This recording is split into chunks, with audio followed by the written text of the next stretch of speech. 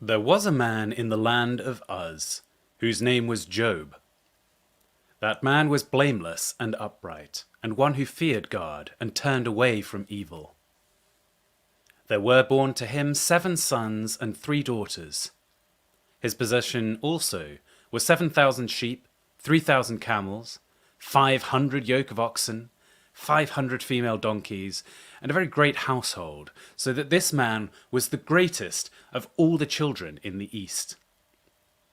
His sons went and held a feast in the house of each one of his birthday, and they sent and called for their 3 sisters to eat and drink with them. It was so, when the days of their feasting had run their course, that Job sent and sanctified them, and rose up early in the morning and offered burnt offerings according to the number of them all. For Job said, "It may be that my sons have sinned, and renounced God in their hearts." Job did so continually. Now on the day when God's sons came to present themselves before Yahweh, Satan also came among them. Yahweh said to Satan, "From where have you come from?" Then Satan answered Yahweh and said, "From going back and forth in the earth, and from walking up and down on it." Yahweh said to Satan, "Have you considered my servant Job? For there is no one like him in the earth, a blameless and an upright man, one who fears God and turns away from evil." Then Satan answered Yahweh and said, "Does Job fear God for nothing? Haven't you made a hedge around him and around his house and around all he has, on every side? You have blessed the work of his hands, and his substance is increasing in the land. But stretch out your hand now and touch all that he has, and he will renounce you to your face." Yahweh said to Satan, "Behold, all that he has is in your power. Only on himself don't stretch out your hand." So Satan went out from the presence of Yahweh.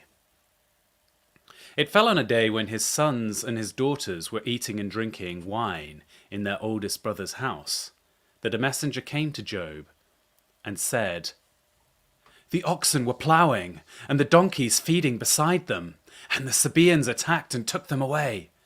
Yes, they have killed the servants with the edge of the sword, and I alone have escaped to tell you."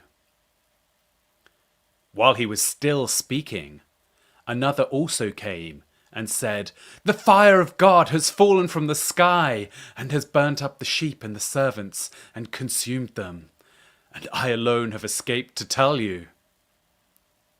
While he was still speaking, another also came and said, "The Chaldeans made 3 bands and swept down on the camels and have taken them away. Yes, and killed the servants with the edge of the sword, and I alone have escaped to tell you."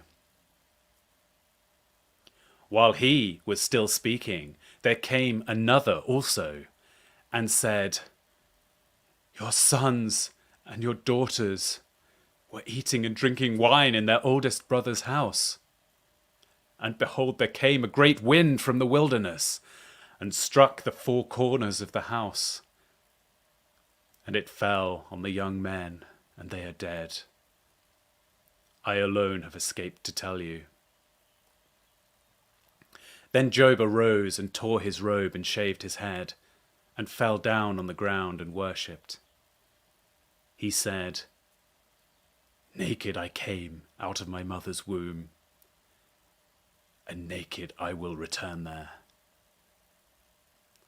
Yahweh gave, and Yahweh has taken away. Blessed be Yahweh's name." In all this, Job didn't sin, nor charge God with wrongdoing. Again, on the day when God's sons came to present themselves before Yahweh, Satan came also among them to present himself before Yahweh. Yahweh said to Satan, "Where have you come from?" Satan answered Yahweh and said, from going back and forth in the earth, and from walking up and down in it. Yahweh said to Satan, "Have you considered my servant Job? For there is no one like him in the earth, a blameless and an upright man, one who fears God and turns away from evil. He still maintains his integrity, although you incited me against him to ruin him without cause." Satan answered Yahweh and said, "Skin for skin. Yes, all that a man has he will give for his life. But stretch out your hand now and touch his bone and his flesh, and he will renounce you to your face." Yahweh said to Satan, "Behold, he is in your hand. Only spare his life." So Satan went out from the presence of Yahweh and struck Job with painful sores from the sole of his foot to his head. He took for himself a potsherd to scrape himself with, and he sat among the ashes. Then his wife said to him, "Do you still maintain your integrity? Renounce God and die." In all this, Job didn't sin with his lips. Now when Job's 3 friends heard of all this evil that had come on him, they each came from his own place, Eliphaz the Temanite, Bildad the Shuhite, and Zophar the Naamathite, and they made an appointment together to come to sympathize with him and to comfort him. When they lifted up their eyes from a distance and they didn't recognize him, they raised their voices and wept, and each tore his robe and sprinkled dust on their heads towards the sky. So they sat down with him on the ground 7 days and 7 nights, and no one spoke a word to him, for they saw that his grief was very great. After this, Job opened his mouth and cursed the day of his birth. Job answered, "Let the day perish in which I was born, the night which said, 'There is a boy conceived.'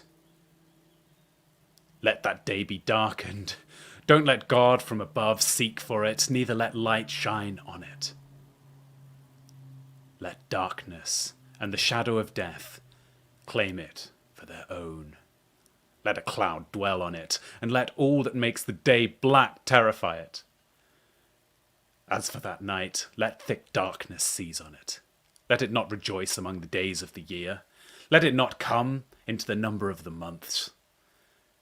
Behold, let that night be barren. Let no joyful voice come therein. Let them curse it, who curse the day, who are ready to rouse up Leviathan. Let the stars of its twilight be dark. Let it look for light, but have none. Neither let it see the eyelids of the morning, because it didn't shut up the doors of my mother's womb, nor did it hide trouble from my eyes. Why didn't I die from the womb? Why didn't I give up the spirit when my mother bore me? Why did the knees receive me, or why did the breast that I should nurse? From now I should have lain down and been quiet. I should have slept. Then I would have been at rest. With kings and counselors of the earth who build up their waste places for themselves, or with princes who had gold, who filled their houses with silver, or as a hidden, untimely birth, I had not been, as infants who never saw the light. There the wicked cease from troubling. There the weary are at rest. There the prisoners are at ease together. They don't hear the voice of the taskmaster. The small and the great are there. The servant is free from his master. Why is light given to him who is in misery? Life to the bitter in soul, who long for death, but it doesn't come, and dig for it more than for hidden treasures, who rejoice exceedingly and are glad when they can find their grave. Why is light given to a man whose way is hidden, whom God has hedged in? For my sighing comes before I eat. My groanings are poured out like water. For the thing which I fear comes on me. That which I am afraid of comes to me. I am not at ease. Neither am I quiet. Neither do I have rest, but trouble comes. Then Eliphaz the Temanite answered, If someone ventures to talk with you, will you be grieved? But who can withhold themselves from speaking? Behold, you have instructed many. You have strengthened weak hands. Your words have supported him who is falling. You have made the feeble knees firm. But now it has come to you, and you faint. It touches you, and you are troubled. Isn't your piety your confidence? Isn't the integrity of your ways your hope? Remember now, whoever perished being innocent? Or where were the upright cut off? According to what I have seen, those who plough iniquity and sow trouble reap the same. By the breath of God they perish. By the blast of his anger they are consumed. The roaring of the lion and the voice of the fierce lion and the teeth of the young lions are broken. The old lion perishes for lack of prey. The cubs of the lioness are scattered abroad. Now, a thing was secretly brought to me. My ear received a whisper of it. In thoughts from the vision of the night, when deep sleep falls on men. Fear came on me, and trembling which made all my bones shake. Then a spirit passed before my face. The hair of my flesh stood up. It stood still, but I couldn't discern its appearance. A form was before my eyes, saying, Silence. Then I heard a voice saying, Shall mortal man be more than just God? Shall a man be more pure than his Maker? Behold, he puts no trust in his servants. He charges his angels with error. How much more those who dwell in houses of clay, whose foundation is in the dust, who are crushed before the moth. Between evening and morning they are destroyed. They perish together without any regarding it. Isn't their tent cord plucked up within them? They die, and that without wisdom. Call now. Is there any who will answer you? To which of the holy ones will you turn? For resentment kills the foolish man, and jealousy kills the simple. I have seen the foolish taking root, but suddenly I cursed his habitation. His children are far from safety. They are crushed in the gate. Neither is there any to deliver them, whose harvest the hungry eats up, and takes it even out of the thorns. The snare gapes for their substance, for affliction doesn't come out of the dust, neither does trouble spring out of the ground. But man is born to trouble, as the sparks fly upward. But for me, I would seek God. I would commit my cause to God, who does great things that can't be fathomed, marvelous things without wonder, who gives rain on the earth and sends waters on the fields, so that he sets up on high those who are low, and those who mourn are exalted to safety. He frustrates the plans of the crafty, so that their hands can't perform their expertise. He takes the wise in their own craftiness. The counsel of the cunning is carried headlong. They meet with darkness in the daytime, and grope at noonday as in the night. But he saves from the sword of their mouth, even the needy from the hand of the mighty. So the poor has hope, and injustice shuts her mouth. Behold, happy is the man whom God corrects. Therefore do not despise the chastening of the Almighty, for he wounds and binds up. He injures, and his hands make whole. He will deliver you in 6 troubles, yes, in 7 no evil will touch you. In famine he will redeem you from death, in war from the power of the sword.